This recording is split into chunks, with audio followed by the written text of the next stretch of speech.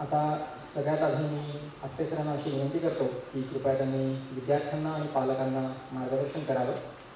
आपटे सरांची मी थोडक्यात ओळख करून देतो. आपटे सरांनी ENTCमध्ये इलेक्ट्रॉनिक्स अँड टेलिकम्युनिकेशनमध्ये इंजिनिअरिंग केलेलं आहे.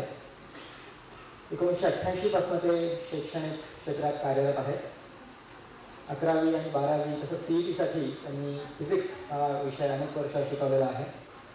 त्याचबरोबर करिअर काउन्सिलिंगमध्ये ते एक नामवंत करिअर काउन्सिलर म्हणून ओळखले जातात. आजपर्यंत त्यांनी 1000पेक्षा जास्ती विद्यार्थ्यांना काउन्सिलिंग केलेलं आहे.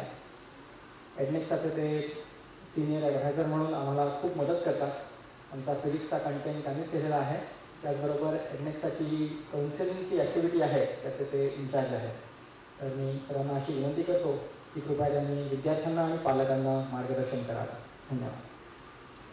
सहकारी या कार्यक्रमाला आवर्जून उपस्थित असलेले आमचे सर्वांचे मार्गदर्शक आदरणीय बेहरे सर, कुलकर्णी मॅडम, सर्व विद्यार्थी मित्रमैत्रिणी आणि पालकवर्ग, फिजिक्स या विषयावरती क्लासरूमच्या बाहेर बोलायला उभं राहिलं की मला लहानपणी मी अनेकदा ऐकलेला आणि सांगितलेला एक विनोद आठवतो. एका टँकमध्ये मुलं पोहत असतात, खूप मुलं पोहत असतात आणि एकच मुलगा बाहेर उभा राहून त्यांच्याकडे नुसता बघत असतो. ती मुलं त्याला अनेकदा असं म्हणतात की अरे तू का नाही पाण्यात उतरत, तू का नाही पाण्यात उतरत. तो नाही नाही म्हणत असतो. शेवटी एक मुलगा येऊन त्याला खतपटीलाच बसतो की तू का नाही पाण्यात उतरत आहेस. तर तो मुलगा म्हणतो की आईने सांगितलंय की पोहायला आल्याशिवाय पाण्यात उतरायचं नाही. फिजिक्सची अवस्था ही मुलांची अशी आहे की तू फिजिक्सचा अभ्यास का करत नाहीस रे असं विचारलं तर तो सांगतो की फिजिक्सची गोडी लागल्याशिवाय मी फिजिक्सचा अभ्यास करणार नाही. आणि मग तो त्या दुष्टचक्रात सापडतो की तो अभ्यास करत नाही म्हणून त्याला त्याची गोडी लागत नाही आणि गोडी लागत नाही म्हणून तो अभ्यास करत नाही. आणि मग फिजिक्स अवघड आहे किंवा फिजिक्स हा समजण्यासाठी काहीतरी विशेष बुद्धिमत्तेची आवश्यकता असते असे गैरसमज या विषयाविषयी समाजामध्ये सगळीकडे पसरतात. तर सर्वात महत्त्वाचं फिजिक्सच्या तयारीसाठी जर काही मला सांगावं असं वाटतं तर ते म्हणजे फिजिक्सची गोडी लागावी. आपल्याला मनामध्ये फिजिक्सची आवड निर्माण व्हावी असे प्रयत्न विद्यार्थ्यांनी, पालकांनी आणि त्यांच्या शिक्षकांनी केले पाहिजे. गोडी का लागत नाही तर विद्यार्थ्यांनी विचारलेल्या प्रश्नांची उत्तरं दिली जात नाही.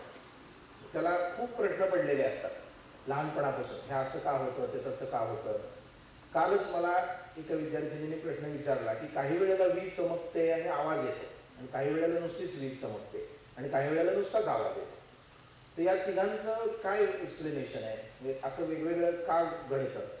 मी तिला एक्सप्लेन केलं ते असं का घडतं ते. या प्रश्नांची उत्तरं दिली गेली पाहिजे आणि या प्रश्नांची उत्तरं दुर्दैवानं शालेय स्तरावरती कदाचित दिली गेली नसतील.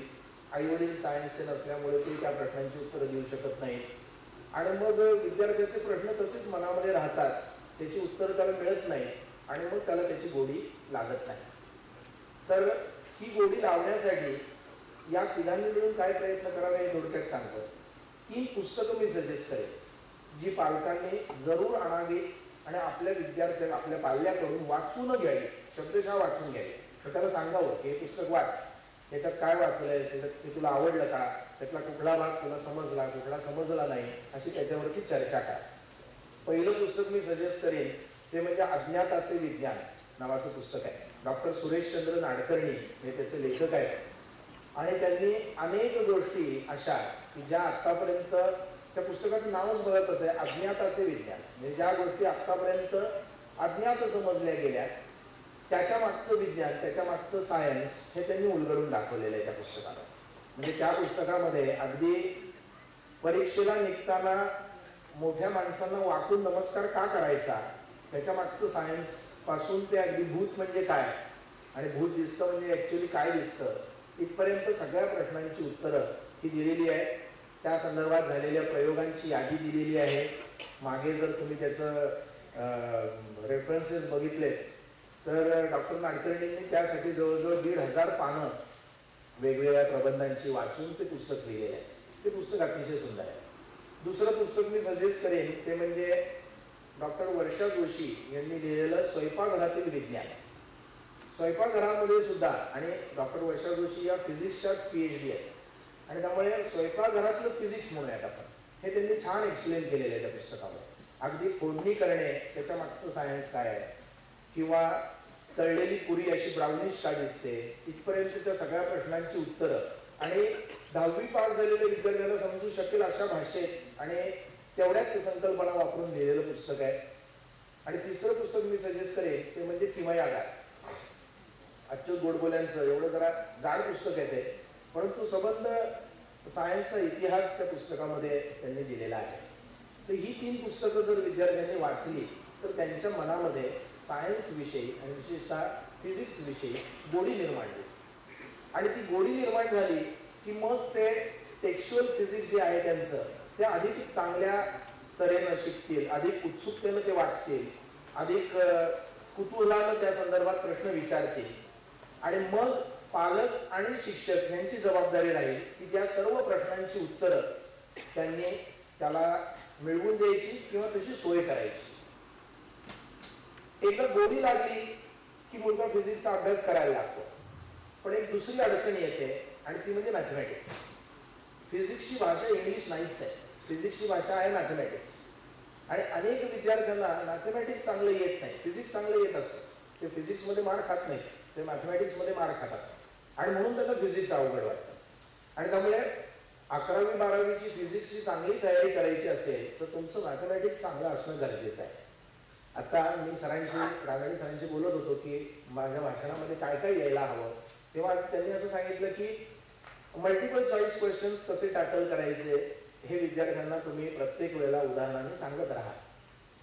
तर मल्टिपल चॉईस क्वेश्चन्स जे येणार त्याला फिजिक्सचे मल्टिपल चॉईस क्वेश्चन सोडवायला तुम्हाला 52 सेकंद वेळ मिळतो, 52 ते 54 सेकंद. त्यातली 10-12 सेकंद क्वेश्चन वाचण्यातच जातात, त्यामुळे 40 सेकंदात तो सोडवायचा. आणि मुलं तर म्हणतात की आम्हाला 5-5 मिनिटं लागतात. तर याचं एक कारण असं आहे की मॅथमॅटिक्स चांगलं नाही आहे आणि म्हणून तो वेळ लागतो. आणि यासाठी सर्वात महत्त्वाचं काय काम करा तर पाढेपाठ करा. पाढेपाठ करण्याखेरीज आता गत्यंतरच नाही आहे, कारण त्यांनी कॅल्क्युलेशन्स फास्ट होतील तुमची. म्हणजे 13 39 हे पटकन आलं पाहिजे. तुम्ही जर ते 13 गुणिले 3, 3 त्रिक 9, 3 एके 3 असं करत बसला तर तुमची 10 सेकंद या 13 39 जे अदरवाईज 2 सेकंदात येईल त्याच्यासाठी तुमची 10 सेकंद म्हणजे 8 सेकंद वाया जाणार. आणि त्यामुळे पाढेपाठ करा.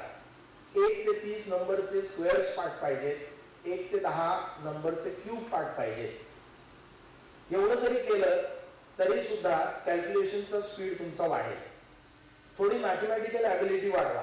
म्हणजे multiplied by 0.5 is divided by 2 किंवा divided by 0.2 is multiplied by 5 अशा टाईपचे सूत्र ही मनामध्ये पक्की पाहिजे. डिनॉमिनेटरमध्ये 25 आले की मी नेहमी मुलांना सांगते की कशाला तुम्ही ते 25 ने डिवाइड करता, सरळ मल्टिप्लाय न्यूमरेटर आणि डिनॉमिनेटर बाय 4 म्हणजे डिनॉमिनेटरमध्ये 100 येईल. म्हणजे तुम्हाला फक्त डेसिमल पॉईंट ऍडजस्ट करावा लागेल न्यूमरेटरचा, बाकी काही करावं लागणार. ते इतके सोपे उपाय आहेत की ज्याने तुम्ही कॅल्क्युलेशनचा स्पीड हा वाढवू शकता. आणि मग तुमचं 5 मिनिटाचं जे काही सोल्युशनचा टाइम आहे तो कदाचित 4 मिनिटापर्यंत 3 मिनिटापर्यंत खाली येऊ शकतो. आणि त्यामुळे चांगलं फिजिक्स जर करायचं असेल तर तुम्हाला मॅथमॅटिक्स चांगलं करावं लागेल, मॅथमॅटिकल ॲबिलिटी ही तुमची वाढवावी लागेल. 12वीच्या बदललेल्या सिलेबसकडे आपण जाणारच आहोत. तत्पूर्वी माझी सर्वांना अशी विनंती म्हणा, आग्रह म्हणा की 11वीच्या सिलेबसकडे अजिबात दुर्लक्ष करू नका. एक तर 11वीचा फिजिक्सचा सिलेबस हा 12वीच्या फिजिक्सच्या सिलेबसचा पाया आहे. तो समजल्याशिवाय तुम्हाला 12वीचं फिजिक्स येणार नाही. कित्येक चॅप्टर्स असे आहेत की ज्यांची नावं सुद्धा तीच आहेत. इलेक्ट्रोस्टॅटिक्स याच नावाने चॅप्टर 11वीत पण आहे, 12वीत पण. ऑब्विसली 12वीचा चॅप्टर हा 11वीच्या चॅप्टरचं एक्सटेन्शन आहे. 12वीच्या इलेक्ट्रोस्टॅटिक्स चॅप्टरमध्ये असं गृहीत धरलेलं आहे तो चॅप्टर लिहिणाऱ्या लेखक प्रोफेसरने की 11वीचं मुलांना येत आहे आणि ते गृहीत धरून त्यांनी पुढच्या गोष्टी दिलेल्या आहेत. Magnetic effect of electric current याच नावाचा चॅप्टर 11वीत पण आहे, 12वीत पण आहे. त्यामुळे 11वीच्या सिलेबसकडे बिलकुल दुर्लक्ष करू नका. दुसरी महत्वाची गोष्ट, 11वीचा सिलेबस पूर्णपणे समजल्याशिवाय, डायजेस्ट झाल्याशिवाय, त्यातल्या प्रत्येक प्रश्नांची उत्तरं मिळाल्याशिवाय 12वीच्या सिलेबसकडे वळू नका. मग या सर्व प्रश्नांची उत्तरं म्हणजे मी आता गेले अनेक वर्ष 11वी-12वी शिकवतोय. 11वीतल्या इलेक्ट्रोस्टॅटिक्स मधली एक कन्सेप्ट, 11वीच्या लाईटच्या चॅप्टर मधली एक कन्सेप्ट एवढी सोडली तर असा एकही प्रश्न 11वीच्या सिलेबसमध्ये नाही ज्याची उत्तरं 11वीतल्या मुलाला देता येणार नाही. म्हणजे शिक्षकाला एक्सप्लेन करता येणार नाही, त्याला समजणार नाही. असं 2 फॉर्म्युले मात्र असे की ज्याची डेरिव्हेशन्स 12वीमध्ये आहेत.